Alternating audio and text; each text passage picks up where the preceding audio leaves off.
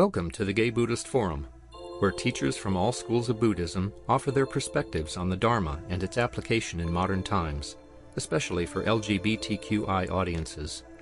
These talks are offered freely to the world and made possible by appreciative listeners. If you would like to support our efforts to share the Dharma with underserved audiences, please visit gaybuddhist.org. There you can donate, find a list of upcoming speakers, or enjoy many hundreds of these recorded talks dating back to 1996.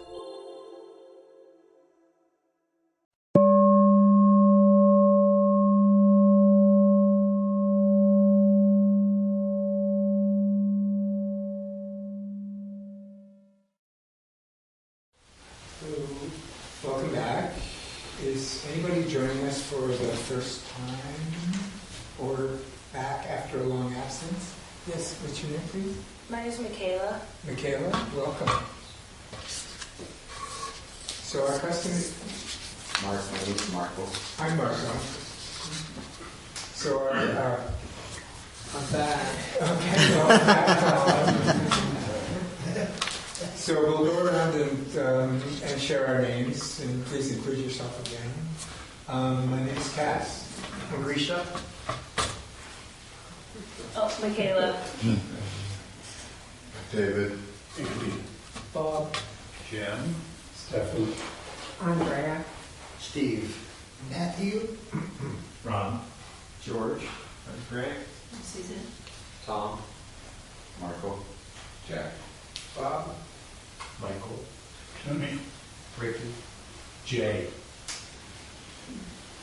And online we have John, Bill, Larry, Richard, Steve, Chris, Frisco, Jeffrey, and Samuel. Welcome. And our speaker today is René Rivera, a meditation teacher, restorative justice facilitator, and leader, working and learning in all the spaces in between race, gender, and other perceived binaries as a queer, mixed-race trans man. René teaches heart-centered, trauma-informed meditation at the East Bay Meditation Center and other meditation centers. He has co-led the first residential meditation retreats for transgender, non-binary, and gender-expansive people. René is a restorative justice facilitator for the Ahimsa Collective, working to heal sexual and gender-based violence. Welcome, René. Thank you so much for that introduction and the welcome. It's always so good to be here with you all. I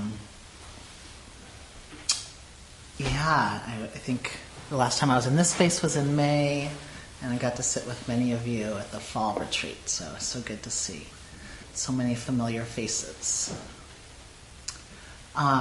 Today, I want to talk about working with our shame. And I feel like I so often come in here with unpopular topics, but they're the ones that are alive for me. So you can even notice, like, oh, we're talking about shame today. Just notice how that lands in your body. It may be like, oh, I don't want to talk about that, or I don't want to look at that. If so, it'll be over soon.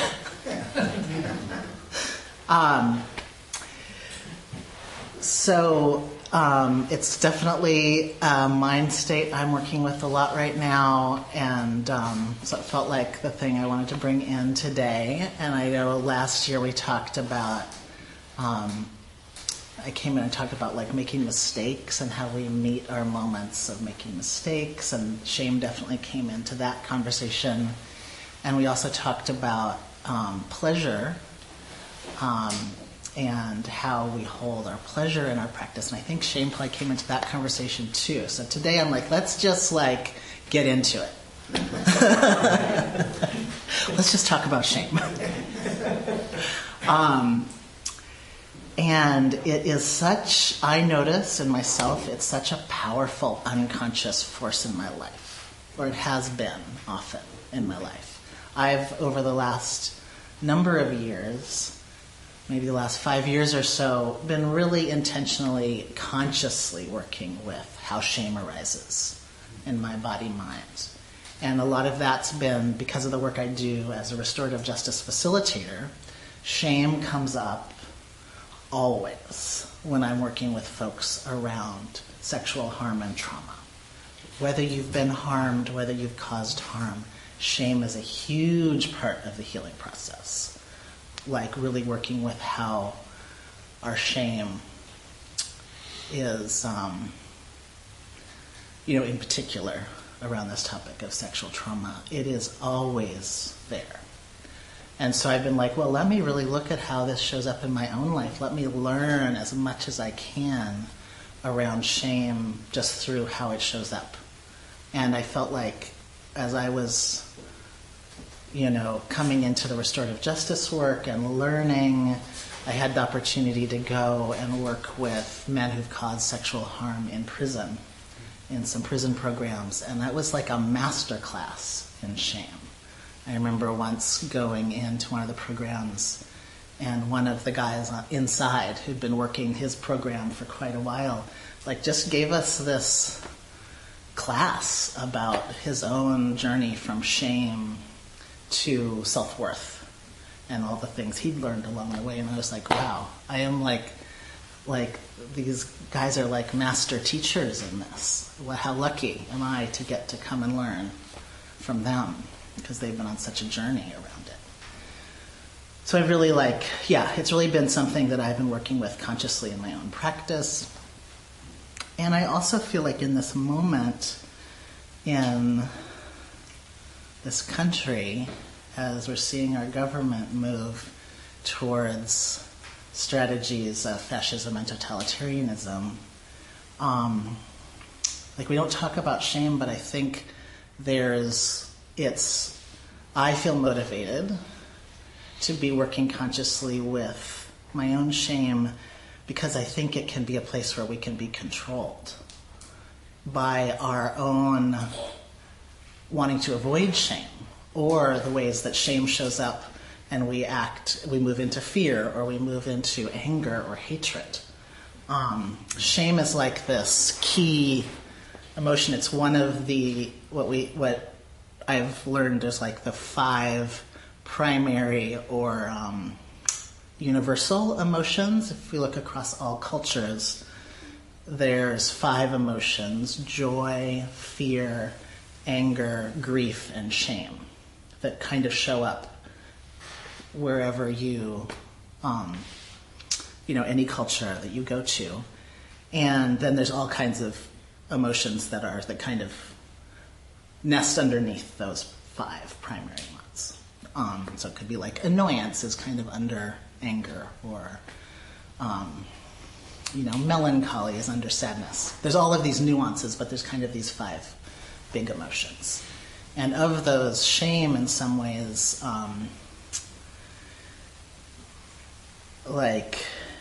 it's such a powerful and visceral and uncomfortable emotion that it can also be very connected with these other, particularly fear and anger, can kind of come out of our experience of shame, some often unconsciously. So I know I am motivated to be as free as possible, especially now. I want to be someone who cannot be controlled. And for that reason, I want to really be consciously working with these powerful emotions like shame, fear, and anger, so that I cannot be coerced, if that makes sense, or I cannot be manipulated, because I'm in a conscious relationship with these powerful emotions. So for me, that's part of why it's part of my practice, because my practice is to become free.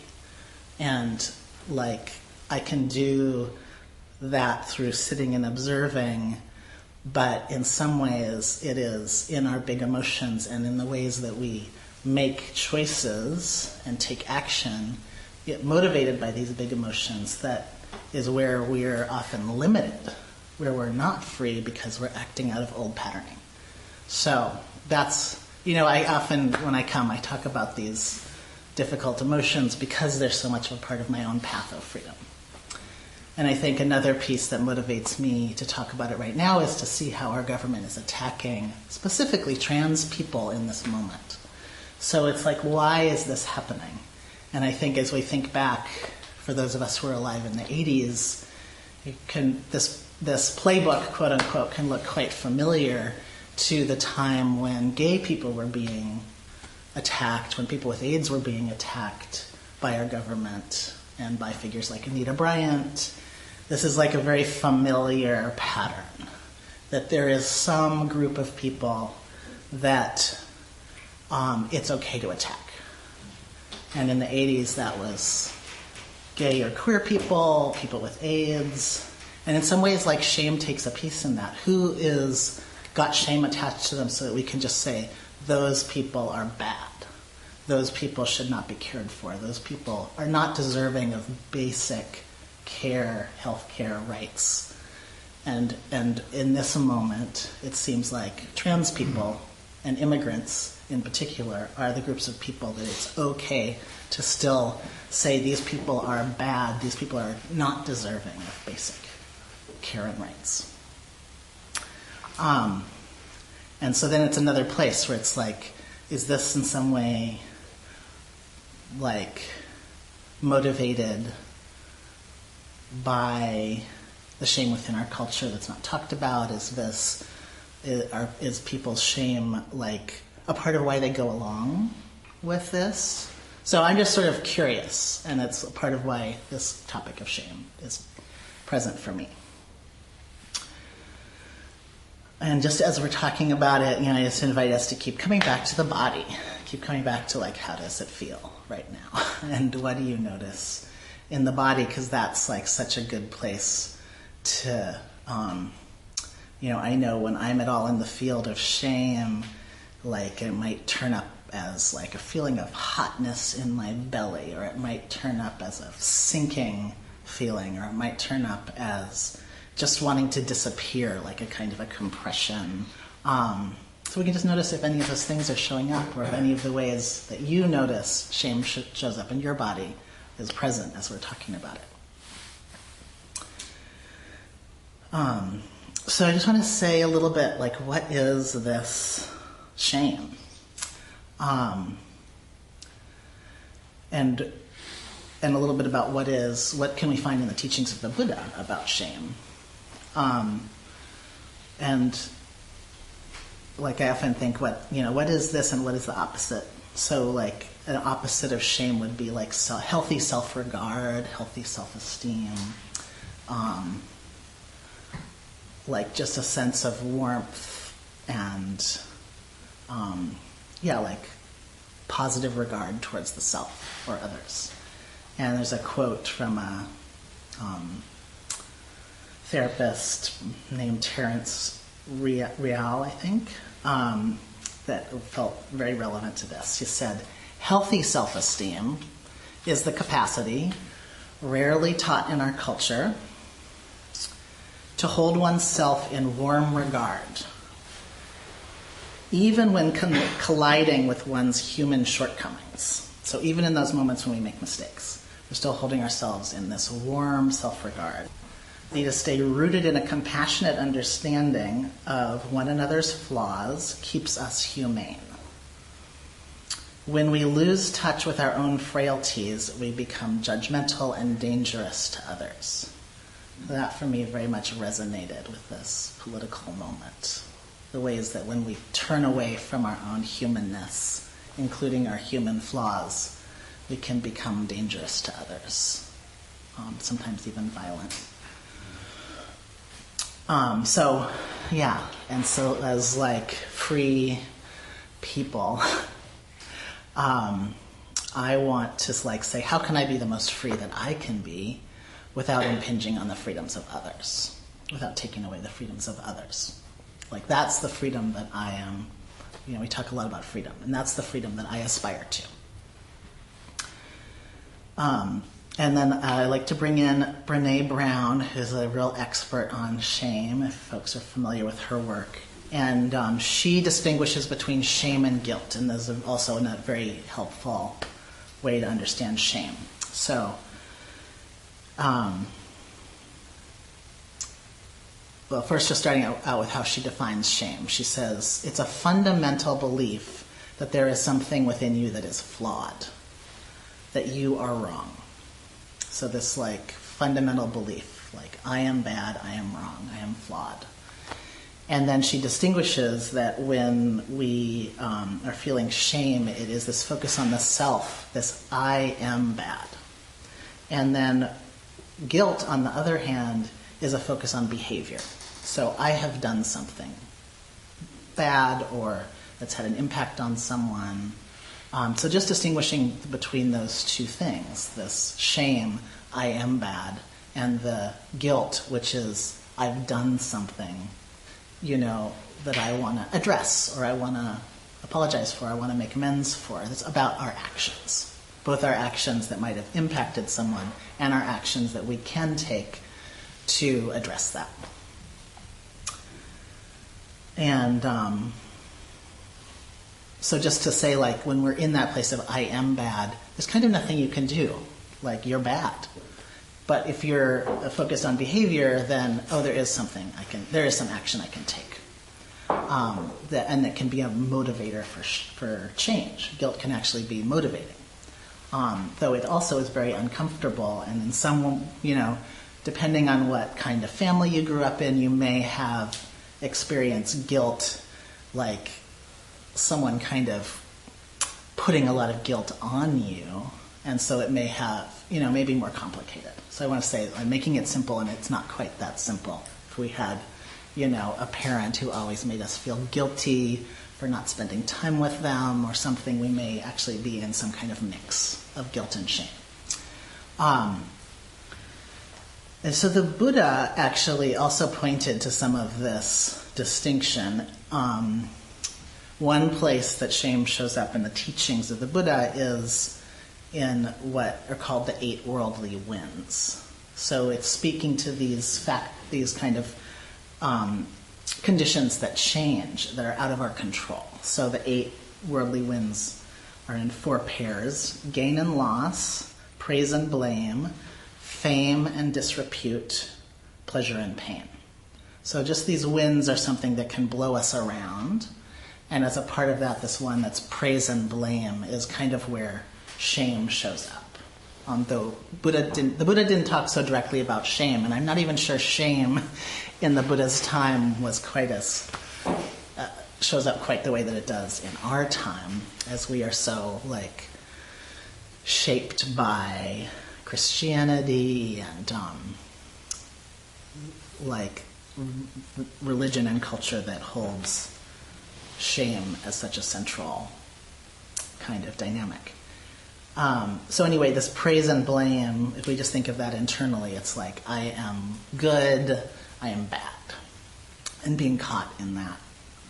Or receiving from others praise or criticism and what might arise from that. And then the other thing that the Buddha talked about were these 2 qualities that he called the guardians of the world. And the Pali words are hiri and ottappa. So it's H-I-R-I, hiri, and ottappa, O-T-T-A-P-P-A. And hiri is like a sense of our morality, our moral compass, and that we have an understanding of what's right and wrong, that we are, in ways like that we care about our morality and ethics. So that's, the Buddha said, this is a positive quality, this kind of moral compass. And then the other one, ottappa, is usually translated as moral fear, or the fear of causing harm, the fear that we might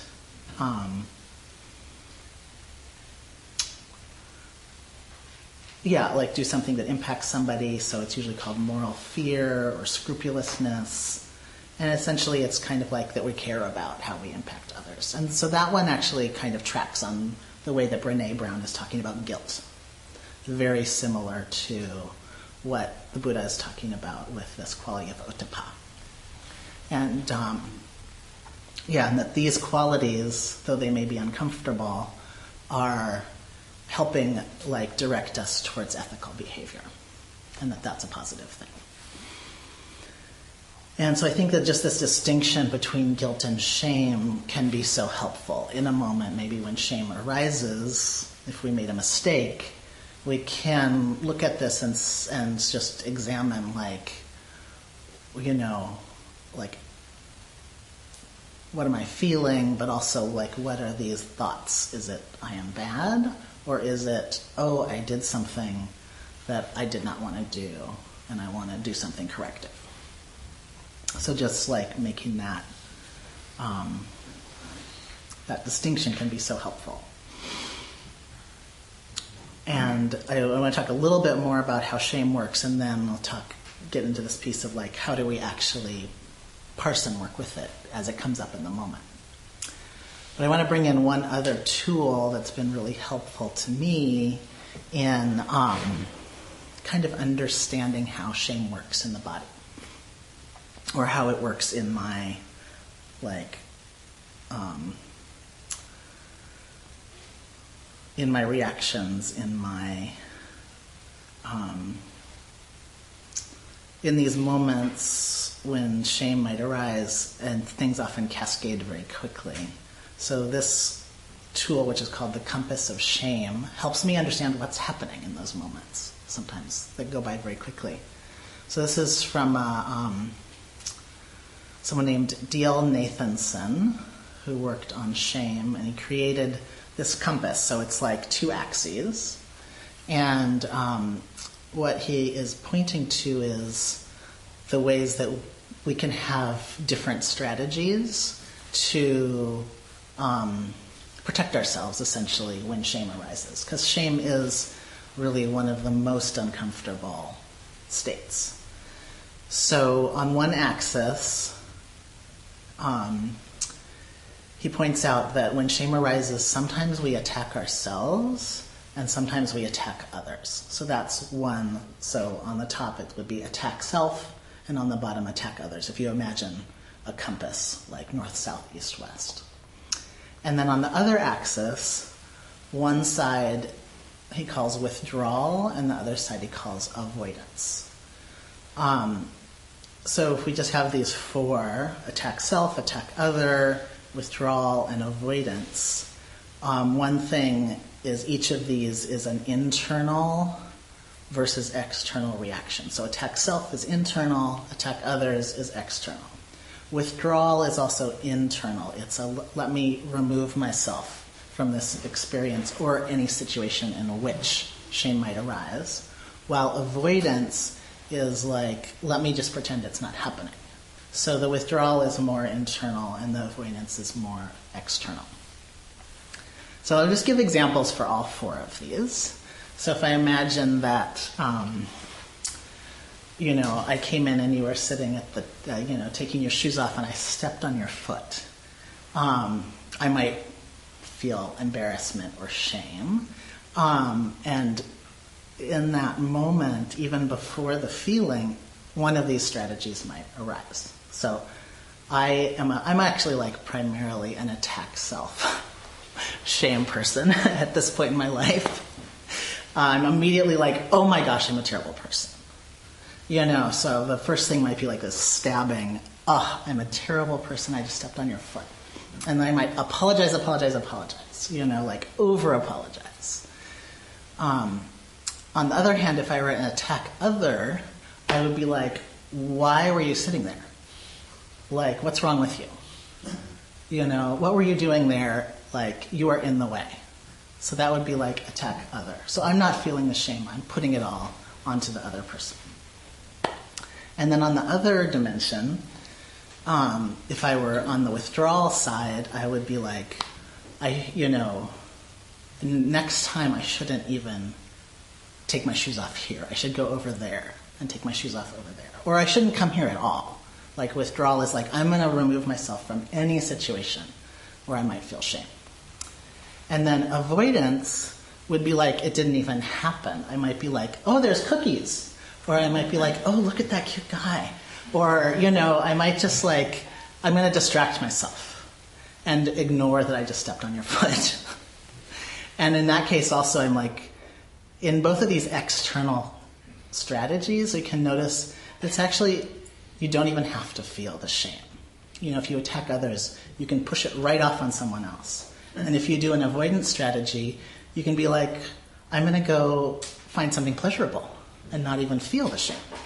So it's just interesting to notice that there's all of these strategies, and we may have a particular go-to strategy within them. And we may, you know, we're always interacting with other people, and we may notice that the people in our lives have a go-to strategy as well. Or we may think of our parents and think, oh, this person had a go-to strategy. So I can like think of my father, and he was like an attack other. You know, it would be immediately like, what are you doing? You know, if something came up for him. And I can understand through his life story as someone who was bullied as a kid and really developed like a very aggressive strategy to make sure that never happened to him again. I can see why and actually have a lot of compassion for why he would have an attack other strategy. Like that was a really, at some point in his life when he was a kid, that was like the best strategy for him to survive. And then for me, as someone with an attack self strategy, you know, there was a time in my life as a kid when I was like, you know, I grew up with an experience of a lot of neglect, when it was actually easier for me to believe there was something wrong with me that I had to fix than to confront that I was, you know, in the care of humans who really couldn't take care of me. Like that was a much more frightening alternative than that, oh, there's something wrong with me, and if I could just fix it, these people will take care of me. You know, and I can have a lot of compassion for that kid who really had to believe there was something wrong with me in order to survive. And in all of these strategies are something that we're just doing the best to survive at some point in our lives. And now it's what we might call a maladaptive strategy. Now for me to attack myself is not helpful. You know, as an adult, it keeps me in a lot of cycles of shame and really negative stories about myself that actually aren't helping me be in the relationships I want to be in. So with all of these, like, just understanding these strategies for me helps me have compassion for myself, and it also helps me have compassion for the people around me, even in moments when they might be doing something that hurts. So you can kind of think of, in our own close relationships, if any of these, you know, strategies show up. And sometimes they can, I can notice as someone who tends to turn on myself, that in some ways it's easy sometimes to be in intimate relationships with people who are a more attack other strategy, because we're all in agreement that I'm the problem.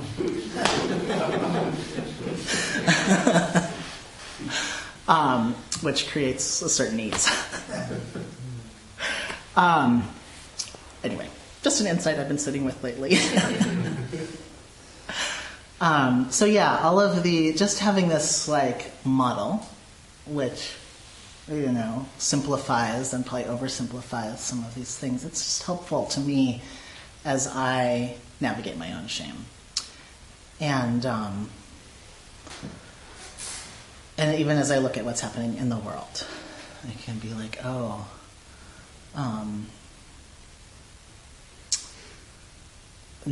we don't need to have compassion for the people who are, you know, oppressing us right now, but having some understanding sometimes helps me to be like, oh, person is really doing the strategy that they learned to do.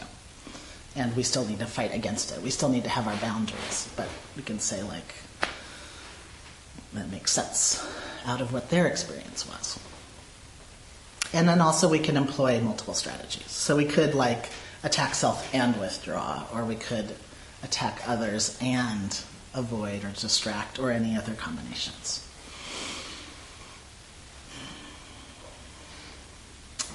So I just want to share also just a little bit about like some of the strategies I've been working with as I've been in this some years of working with this quality of shame.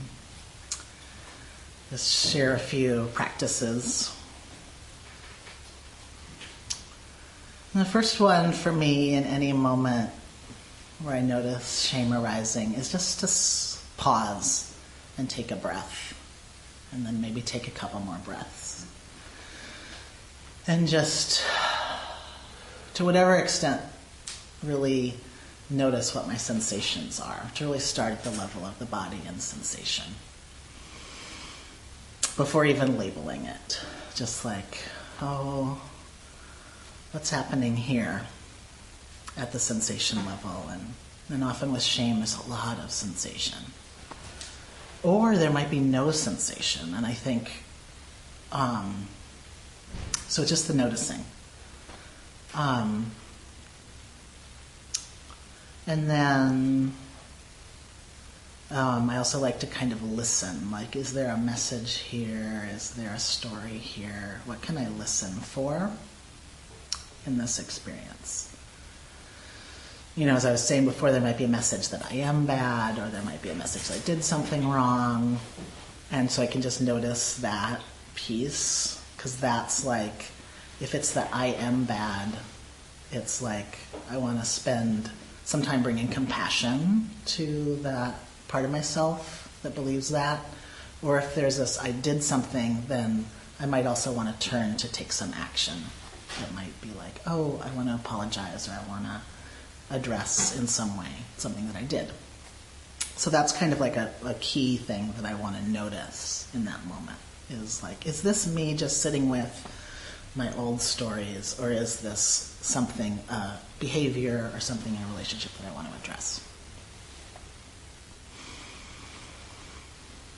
And then if it is about something, a behavior, an action, then I might want to, have a conversation. I might want to ask more questions.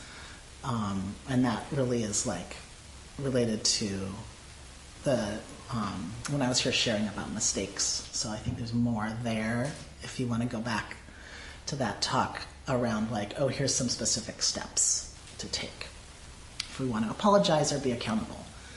And then if it is really this piece of like this I am bad, these beliefs, one piece I want to do is just bring compassion to that part of myself that believes that, and know that that part of myself is doing its best to take care of me, but not in a way that really is helpful now.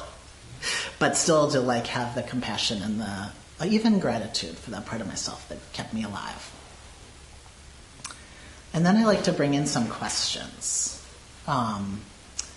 One set of questions that has been really helpful to me, if folks are familiar with Byron Katie, something she calls the work.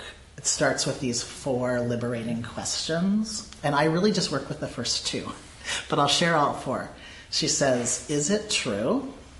So something, you can have some internal message, we just ask, is this true? And often, like, the immediate answer is yes, because some part of ourselves believes it so strongly. And so then she asks, can you absolutely know that it is true?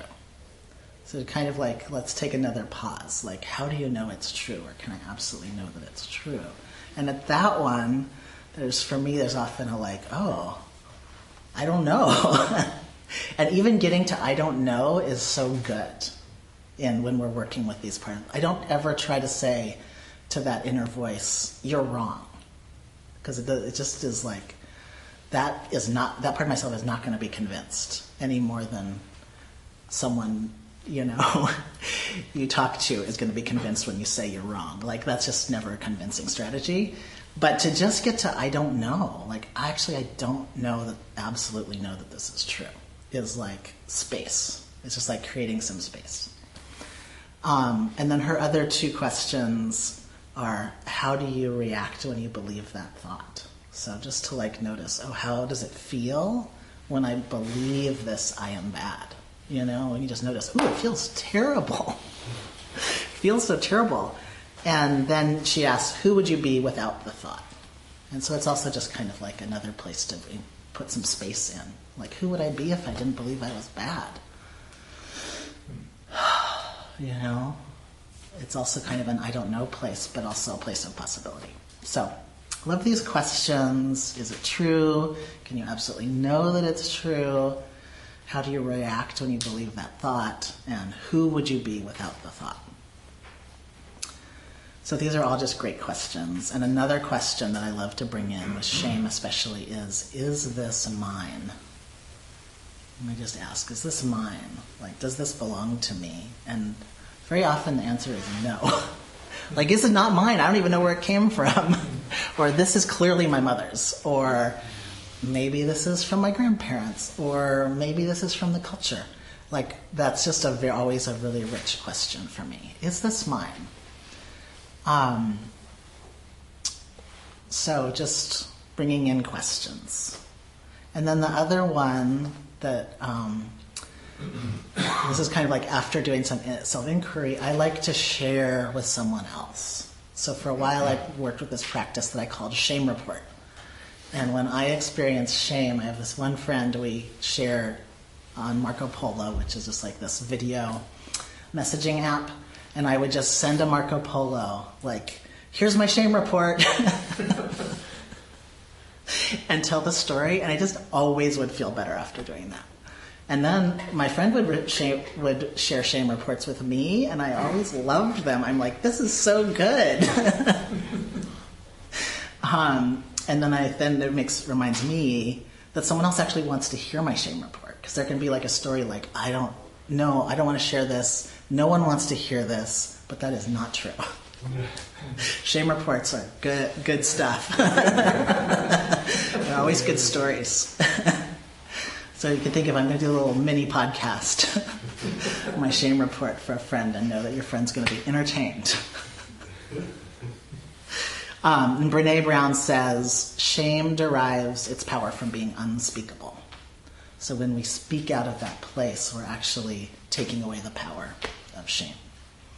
And it's, and I just always notice inside myself a shift every time I tell another person what I've experienced when I'm in that space of shame. So those are some of my strategies in working with shame, and I'm curious, just, for you all, like, are there ways that you work with shame in your life or your practice? Are there strategies that you've found that really work in those moments? So I'm curious just to open up a little conversation before we end. Yes? Yeah. For years and years and years, I've always used this term, internalized homophobia. Mm-hmm. And now I've been thinking about it, and I'm thinking, when I've experienced that, when was it anything but shame? Yeah. I was feeling. And so I think from now on, I'm just gonna, it's that shame, same with internalized homophobia. It's this feeling that has been foisted on you, that you've accepted. But I think shame is like, for me, more on the nose. Yeah. Yeah, and I think it just kind of gets back to this observation I've been sitting with lately about, like, how does our personal shame story interact with the cultural shame story? And that there are these places where we've been very trained, not just in our families, but by the culture, to bring shame to ourselves, And I think it's a real act of resistance to work with that and release what we can release of the stuff that's not ours, and then kind of be with the part that is ours. Yeah, other folks? Some people online? Yeah, let's go to someone online if there is. We've got a couple hands. So maybe we'll do one online and then one in the room. So thank you. I really that resonated with me a lot. And so I really appreciate, especially the questions.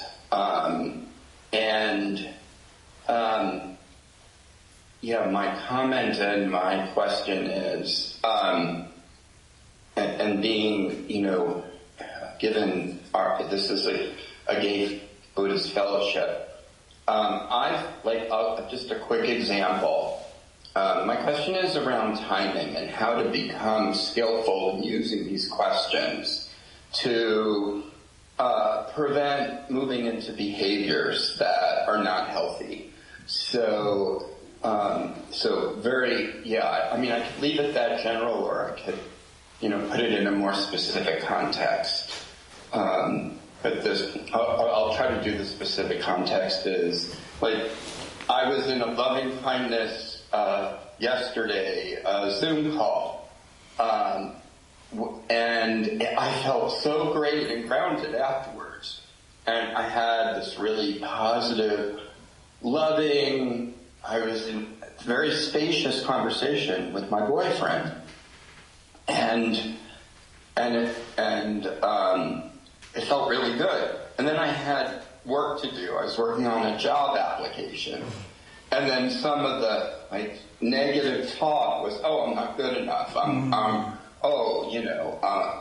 an imposter. I shouldn't be applying, blah, blah, blah. And then what I do is then I internalize, and then I would go online, and then, I'm putting myself at risk for doing something already, that causes guilt and shame. So my question is, how can I become more skillful in that moment where I came from a really loving, self-compassionate place, and it's a repeated thing, and I wish in terms of change I could learn to observe it and stop it before I go down that road too far. Yeah. Thank you. Thank you for sharing that. That resonates a lot with me. Yeah, and I want to invite you to also feel into how is it just to share that with all of us in this moment. Is there anything you notice having just shared that? Yeah, it's, I feel my heart is open. I'm feeling vulnerable. I think I am feeling maybe a little bit of shame. And I also am feeling like my heart is beating very quickly. Yeah. Yeah. And I just want to point to the part where you, out of this experience, also shared it with us. And, that's a brave and vulnerable step. And is one of the things that can disrupt us, going from that experience of shame straight into maybe the distraction or the avoidance, or even that attack on self. If we're using the compass, there was some attack on self that was there, as well as some avoidance. And I think when I first started working with shame, I really had more of an avoidance strategy of sometimes I'd be I don't really feel shame that much.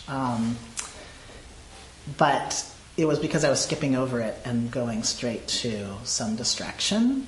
And so part of my practice was actually, can I stay in that experience of shame a little longer and build my capacity to be with it before moving away from it. Yeah. And so that was that was a big reason I started doing the shame reports, is because I was having trouble even remembering my moments of shame. But if I reported it to someone else, I could hold on to it a little longer. So yeah, even this sharing it with someone else is such a disruption of the pattern. And then another one is just kind of taking those breaths, and I often think of can I just bring warmth and curiosity to this moment? Because that's very much the opposite of that contracted experience of shame and that like turning on the self. It's just to be like, can I just be warm and curious towards myself? And like hold that, almost like the shame part that's attacking me is like a little kid that I can just kind of like hug, you know? Yeah, not judge it. Yeah, just like, what am I just holding this little kid on my lap, you know? I don't have to say anything, just be like, let's just hang out together in this moment in a way that's warm and curious and open. So kind of invoking a bigger self to hold that maybe younger self with that warmth of positive self-regard. They can both be there. That's the thing I'm also noticing in my practice, is it can all be there at once. The positive set of self-regard, that metta, that heart. You were talking about, there's so much, you're in this place of this loving heart practice, and the shame is arising.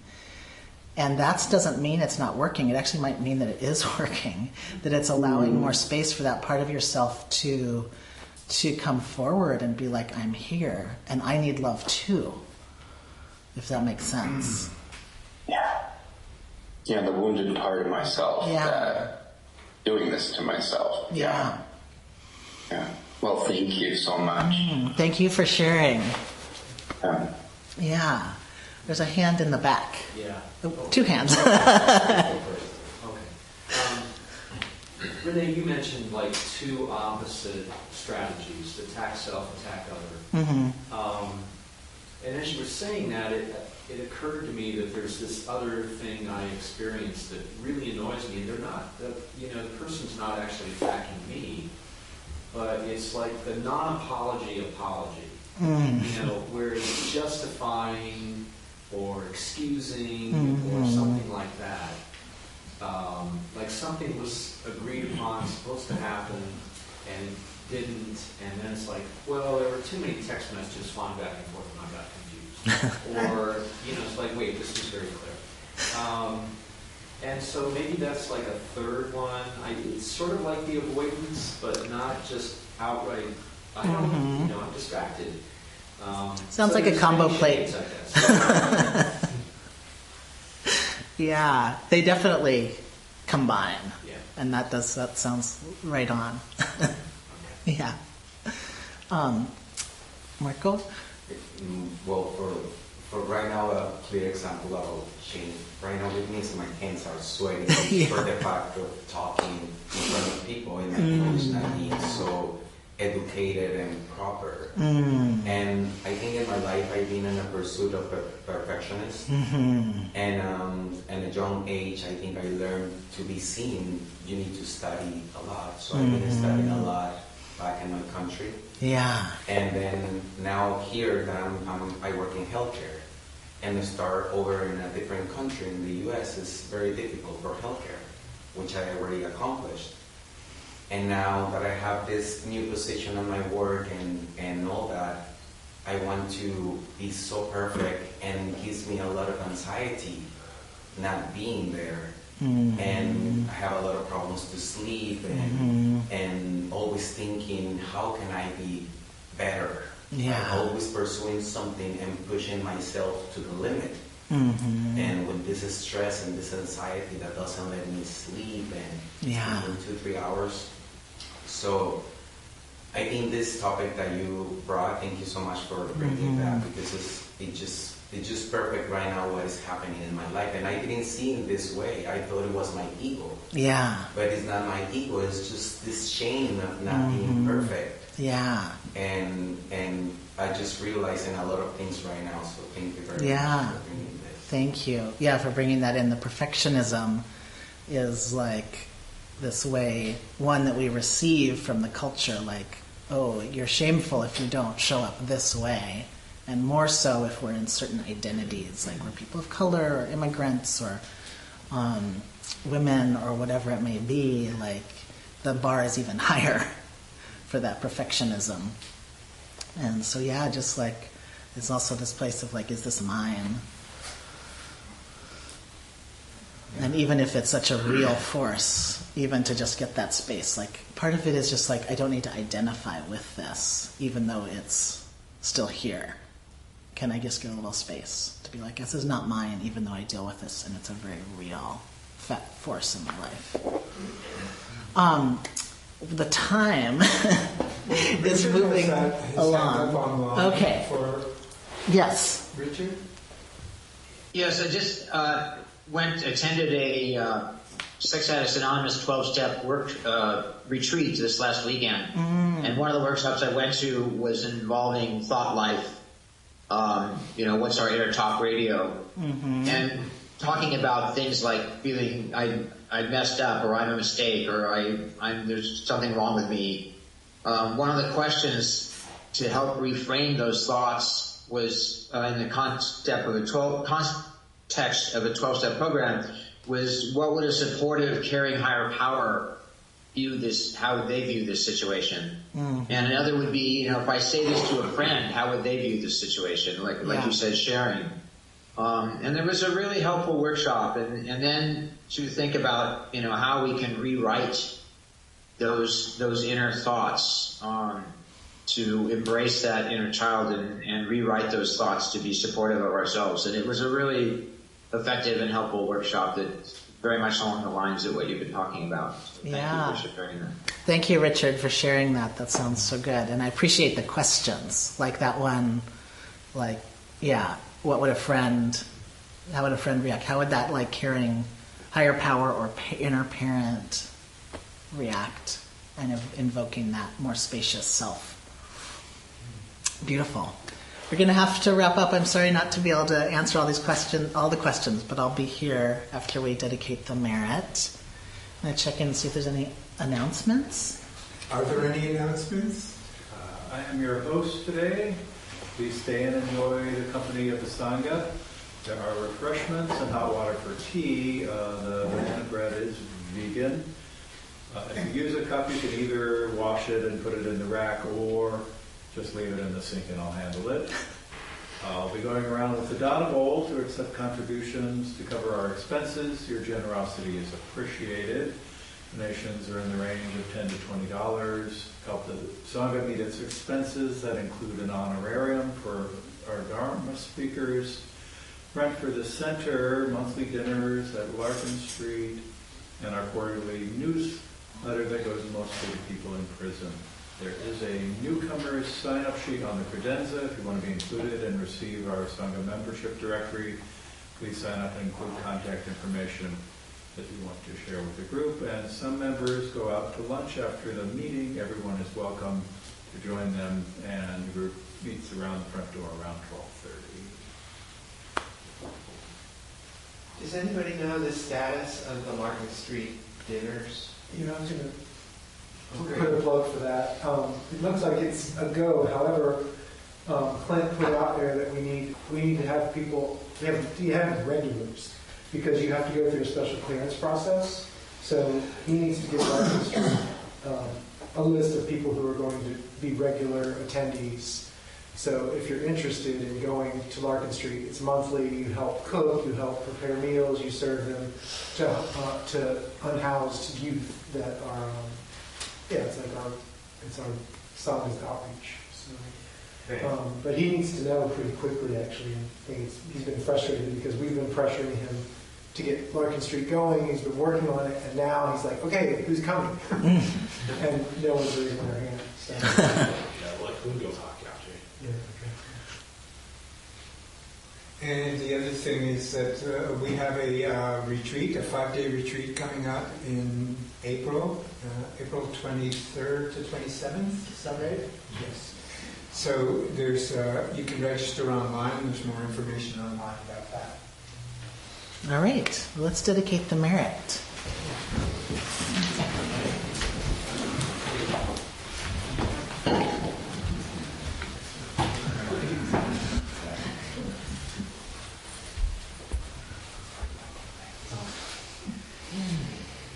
I invite us just into a moment of feeling our breath and our feet on the floor. Just coming into this circle.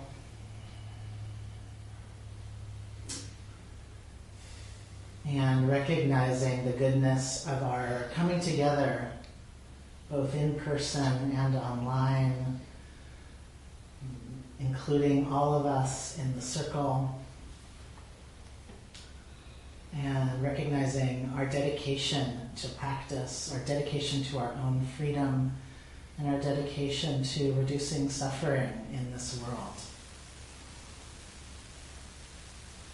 And we invite us to send out this goodness, this merit to all who need it right now, and including ourselves in that. May all beings who are suffering in isolation, in incarceration, in detention, deportation, all those who are suffering with fear, and sending the merit of our practice towards all of these suffering beings. May their suffering be eased. May our practice be a balm in our suffering world. Sending out our good wishes. May all beings everywhere be safe and protected. May all beings be happy. May all beings be cared for. And may all beings everywhere be free.